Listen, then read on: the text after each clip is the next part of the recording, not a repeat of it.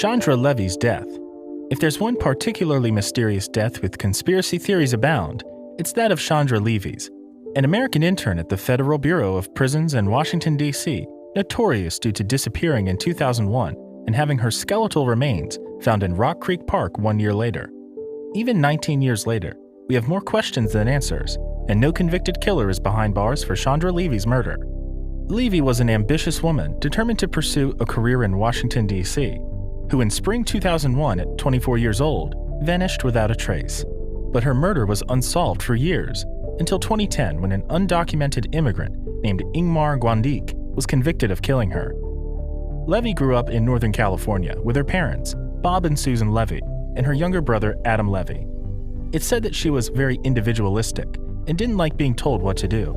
She wanted to start working with the FBI and moved to D.C. to work as an intern with the Bureau of Prisons as part of her master's program in public administration at the University of Southern California. She had high political internships and reportedly was an honor student, had good grades and the drive to go after these high, good positions. Supposedly, while she was in D.C., Levy had engaged in an affair with California Congressman Gary Condit, a Democratic representative from her hometown of Modesto, California, and a married man 28 years her senior.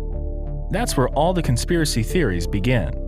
An ABC News consultant and former FBI agent, Brad Garrett, who also worked as the lead investigator in Levy's case, reported that Levy met the congressman when she and a friend visited his office and gave them a tour of the Capitol. He said that her life was basically going to work, back home, and then to Gary's house after hours, and that she had an unhappy life there.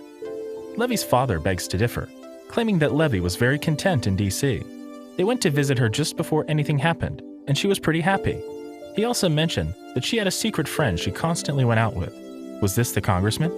Did her parents actually know something about the affair? Well, he found out later about that. Chandra Levy graduated from USC in December 2000, but stayed in D.C. through the spring. She had planned to return to the West Coast in May 2001 to walk in her graduation ceremony, according to her family. The day Levy disappeared was the day she was packing at her D.C. apartment near DuPont Circle, getting ready to come back home too. She was going to decide what to do next. If look for a job, move back to D.C., look into law school, or apply to the FBI. Levy said that her daughter sounded very happy the last time that they spoke and was looking forward to the future, which of course she never got to turn into reality. She went missing on Tuesday, May 2001. Her family didn't suspect anything at first until they couldn't get a hold of her. Her dad began panicking, and investigators later found out that she had been researching a visit to D.C.'s Rock Creek Park, though a search of the park yielded no information. When they searched her apartment, there were only two things missing: her keys and a ring. Her ID, credit cards, and cell phone were still in the apartment.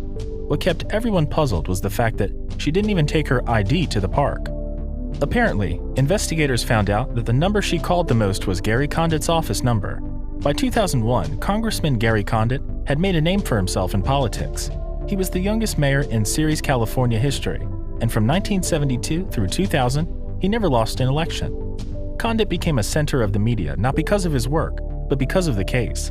Condit denied that he wasn't in love with Levy, and not leaving his wife either, and that when he was interrogated by the police, he answered every question truthfully. 1 year later, Chandra's body was found in a remote area of Rock Creek Park after a man called 911 claiming that he had found a skull. Her family was absolutely devastated by the findings. That's when Guandique was finally convicted. Then in 2016, before the new trial could begin, secret recordings from an unlikely source came to light, and charges against Guandique were dismissed, altering the course of the Levy case.